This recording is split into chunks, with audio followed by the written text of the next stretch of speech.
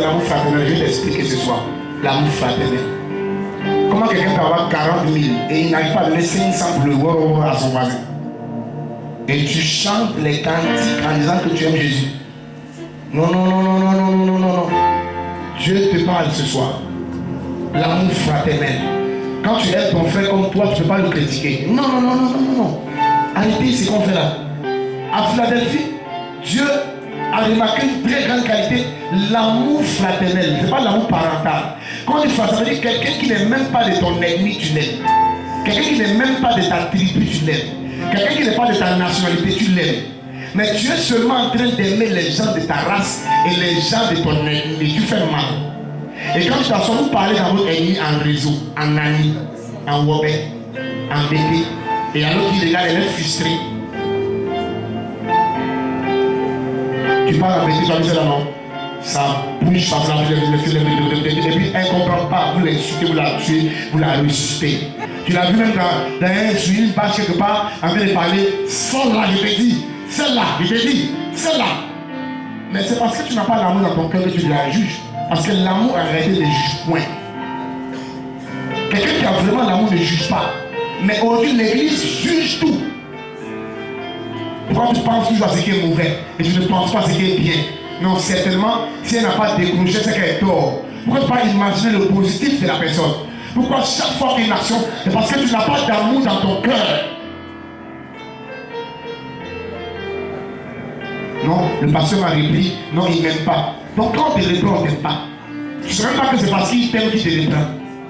Tu ne vois pas le côté positif, le fond de la personne, mais tu le juges seulement. L'amour ne juge point. Il s'appelle l'amour fraternel.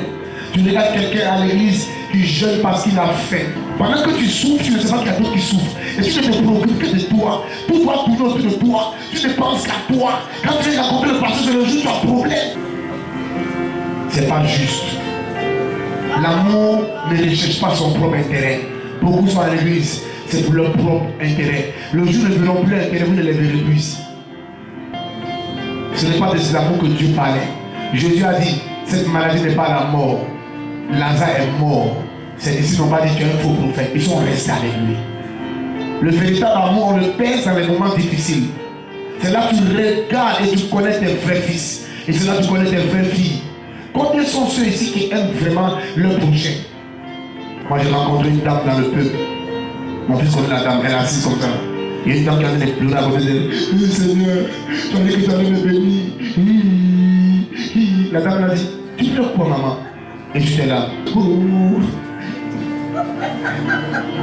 Mon conteneur, elle fait chèque. Elle est assise, elle est assise. Conteneur, elle fait chèque, elle donne à la dame. Maman, tu es exo. C'est pas une affaire de. Elle est partie en jeûne. Elle a dit on va voir après. Elle a ressenti. Vous voyez, le problème de l'autre. Elle s'est mise à sa place. Elle a fait le chèque rapidement. 500 000. Tu n'as pas de l'amour du prochain. Les gens souffrent. Les gens ne mangent pas. Les gens ont des besoins. Est-ce que tu dois aller au jus? Est-ce que tu dois aller pour aller voir où on donne ça là? Tu vas pleurer. 24 décembre. Pendant que tu es en train de fêter, tu manges le riz gras, tu jettes à la poubelle. Il y a des gens qui sont couchés à l'hôpital, ils veulent seulement que quelqu'un n'a qu'à leur donner 5 000 pour leur donner le sang. Et tu parles de quel amour? Tu parles de quel amour? Quand la nourriture dort chez toi, tu mets à la poubelle. Alors que ton voisin, tu regardes son slip, tu as les slips que tu as jetés. Alors que ton voisin peut se mettre bien à cause de toi. Tu parles de quel amour? L'amour s'oublie pour l'autre. L'amour ne se fait pas du bien. L'amour fait du bien à autrui. Quand tu aimes ton prochain comme toi-même, tu veux le voir aussi comme toi. C'est pourquoi un jour, Jonathan a regardé David. Son père cherchait à le tuer. Il est venu dire à Jonathan, à David, cache-toi parce que mon père veut te tuer. C'était le signe d'une fraternité. Quand tu aimes quelqu'un, tu ne veux pas que le mal lui arrive. Tu le protèges. Tu ne l'exposes pas parce que tu l'aimes. Tu veux qu'il soit comme toi. Il a pris son arc, il a pris son épée, il a pris sa tunique, il a donné à David. Il a dit, tu seras le roi en Israël après mon père. Ça, c'est l'amour. Une amitié où il y a la jalousie, une copinage, une fréquentation, où chacun se vit et se guette. Parce que si l'autre a ça, tu es mal à l'aise. C'est pas l'amour. Quand tu as l'amour, tu veux voir l'autre même aller au-delà et plus que toi.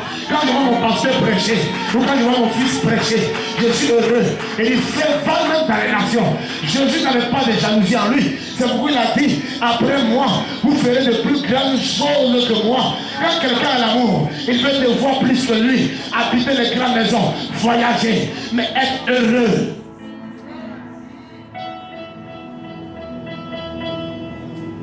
Mais tu es toujours aigri parce que tu as perdu ton argent, tu ne te retrouves plus. Tous ceux qui sont, tu as mal, tu ne supportes pas la gloire des autres, tu critiques. Non, c'est la sorcellerie qu'ils font. Et puis toi aussi, tu veux maintenant faire aussi la même sorcellerie que l'autre. Pierre appelle Jésus fantôme et puis lui aussi il veut marcher sur les autres. Tu veux faire comme les autres, mais tu as critiqué les autres. Apprenez à apprécier. Généralement, c'est rare de voir quelqu'un féliciter l'autre. Ma chérie, vraiment, tu es bien habillé. Ma chérie, félicitations. Tu as bien travaillé. Vraiment. Non, mais tu as soutenu l'église, mais je suis content.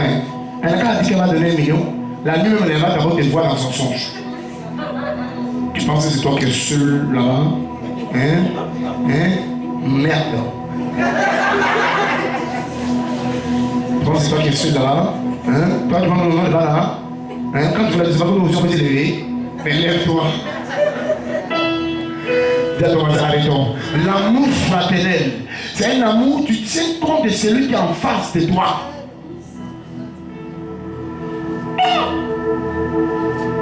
Quand tu manges, ton vigile de dehors, il te garde la nuit, on peut te tuer. Tu manges, il ne mange pas. Et quand tu le vois, il te fait café, tu es content. Non, l'amour tient compte des autres. Quand tu sors le matin, tu t'as fait la gueule, ceux qui sont couchés là, donne à manger. On parle d'amour. Tout à l'heure, avant de venir à l'église, peut-être que tu as insulté quelqu'un copieusement. Et là, tu as fait la repentance. La repentance est devenue comme un jeu pour les personnes. La repentance est acceptée par Dieu quand l'acte posé n'est pas volontaire, mais involontaire. Quand l'acte devient volontaire et constant, ça devient la pratique du péché. Ce soir là, on dit plus Amen. Je dis Amen. Alléluia. L'amour a disparu. Comment tu regardes ta voisine qui n'a pas d'argent? Comment tu regardes ta voisine, on dit qu'elle est prostituée?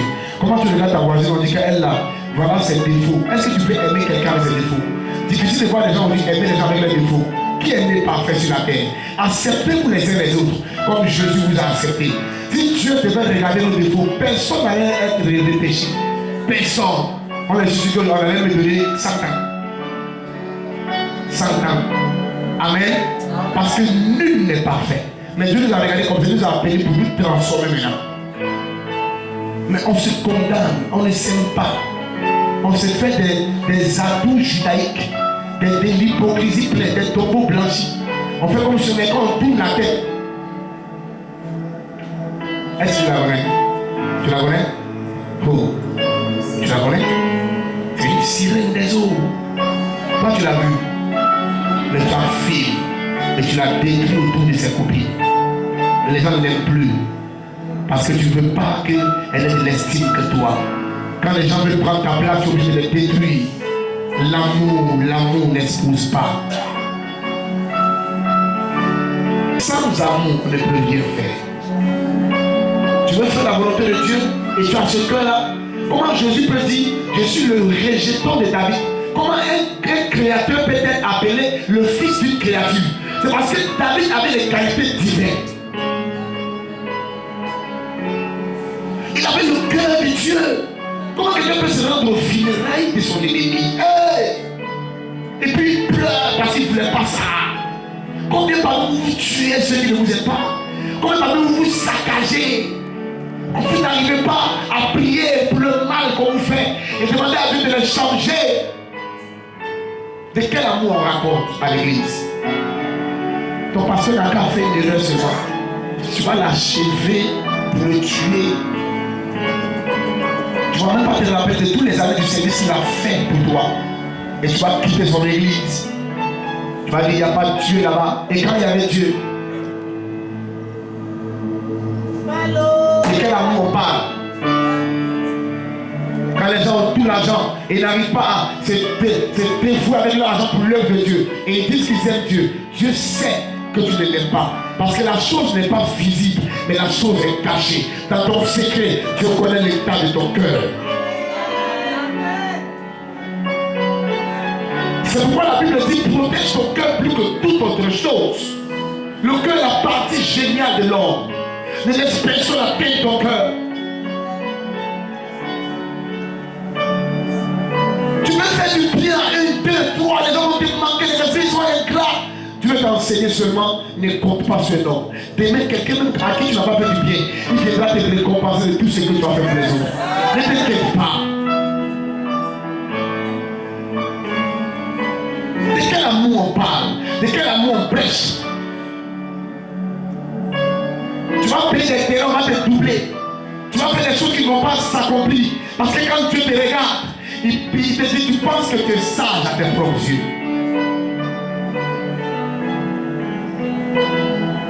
On parle de l'amour dans l'église. De quel amour on parle? Quand tu n'arrives pas à te lever, à te rendre chez un fidèle qui est malade. Quand tu n'arrives pas à te lever, on dit ton frère se marie, tu ne t'immobilises pas. La seule chose qui te retient à l'église, ce sont tes intérêts personnels. Où est la fraternité? Où est l'amour dont on parle?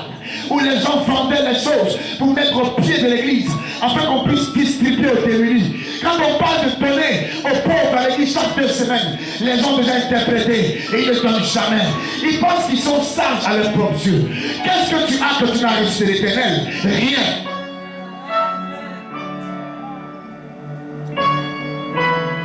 De quel amour on parle? Quand tu peux sortir avec la copine de ton ami. De quel amour on parle? Quand tu es capable de voir quelqu'un souffrir et le rire dans le secret. De quel amour on parle? Quand tu n'es pas capable d'aller dans le secret, prier et jeûner pour que quelqu'un ait de la aide du bonheur.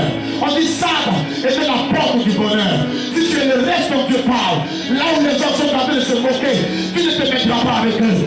Tu ne te mettras pas avec les autres. Mais tu seras une personne de distinction. Quand quelqu'un a un talent plus que toi, tu ne supportes pas le talent de l'autre. Et de quel amour on parle? Amener l'autre à voir l'autre heureux, c'est ça l'amour.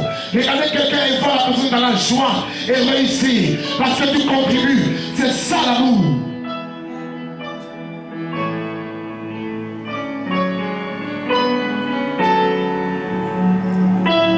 Quelqu'un t'a fait du bien, tu n'as pas été loyal.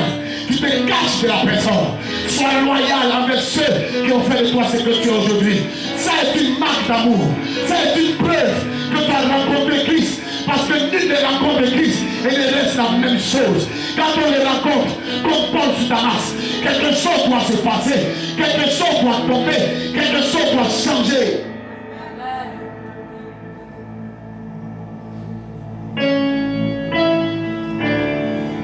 De quel amour on parle à ce siècle?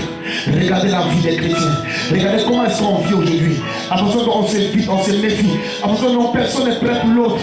Personne n'est prêt à aider l'autre. Quand le voleur vient chez toi, qui tu l'as chassé, tu fermes ta porte, tu ne sais même pas où il va entrer. Tu te lèves, tu regardes, il va où? Mais ça va si c'est chez ton voisin, non. Mais c'est que celui qui vient chez toi. Chacun cherche à régler son problème. Les autres, c'est pas un problème. De quel amour on parle? Quand l'église se réunissait pour prier pour Pierre, de quel amour on parle? Je vais amener quelqu'un à comprendre. La chose qui fera de toi une grande personne aux yeux de Dieu, tu sais t'es dans le royaume des cieux, c'est l'amour.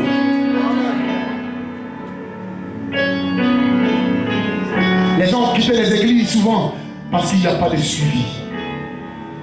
Quelqu'un va venir à l'église donner de tout son argent, mais quand il est malade, personne ne vient le rendre visite. Il ne va plus venir. Parce que vous êtes intéressé. Quand une âme sent qu'on ne s'intéresse pas à son âme, mais on s'intéresse à son argent, elle est frustrée de tout son cœur. Quand tu ne sonnes que chez les âmes, parce que c'est la fin du mois pour prendre la dîme, tu es en train de saccager sa vie. Où est l'amour? Dites-moi, où est l'amour? Nous, on finit l'église en semaine, on ne rentre jamais avec l'argent de l'église. C'est vrai ou c'est faux? Jamais. On dit on préfère pauvre comme ça, que tout le monde soit heureux. Mais le peu qu'on a, on partage, on mange ça. Parce que l'amour est la marque qui prouve réellement que Christ habite ton cœur. Demande à quelqu'un ce soir, est-ce que Christ a pris ton cœur? Donc pourquoi tu ne parles pas à quelqu'un? Pourquoi tu ne demandes pas à quelqu'un, est-ce que Christ? Demande à quelqu'un, est-ce que Christ a pris ton cœur? Allons-y, allons-y, allons-y, allons-y. On est une fois, dis pas. Dis avec moi, moi aussi. Je vais voir ta gloire. Termine avec ce beau chant. Moi aussi, je veux voir ta gloire. Adonai, moi aussi, je veux voir ta gloire.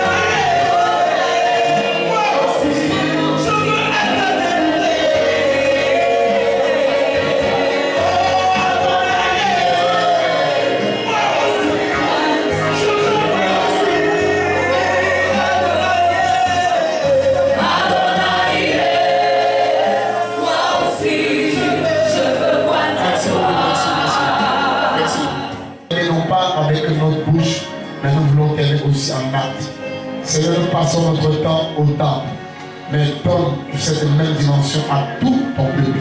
De sorte que, Seigneur, nous comprenons la priorité sur les priorités, car avec toi, nous ferons des espoirs.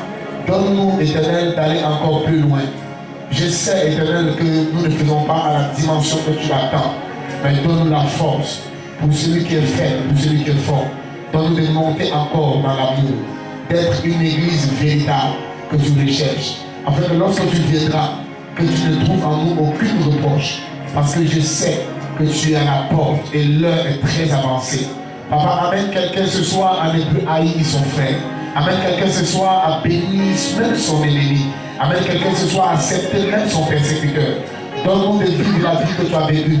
Parce que tu as accepté même avec toi les pécheurs. Tu es entré chez Zachée. Tu as mangé dans la maison de Zachée. Alors que les publicains te condamnaient, mais tu leur faisais comprendre que tu n'es pas venu pour le juste, mais pour celui qui est égaré. Mets en nous cette dimension, ce degré. L'amour qui ne juge pas, l'amour qui ne soupçonne pas, l'amour éternel qui ne fait point de mal, l'amour qui ne cherche point son propre intérêt. Donne-nous cet degré d'amour, afin d'aimer, Éternel, diverses personnes de différentes nationalités. Nous voulons te montrer au-delà, Seigneur, de ce que tu as pensé de nous, que nous sommes tes enfants. Change-nous ce soir, transforme-nous, et que de par cette action d'offrande, que tu scelles le changement en nous, afin que nous soyons des témoignages vivants pour cette dispensation. Nous sommes au 21e siècle, et nous croyons que tu as la porte. Merci pour ce message, et que les semaines à venir, que tu retrouves les véritables enfants que tu avais cherchés. C'est dans ton nom, Jésus-Christ de Nazareth, que j'ai prié. Que l'église entière s'élève et dise 3 fois Amen. Amen.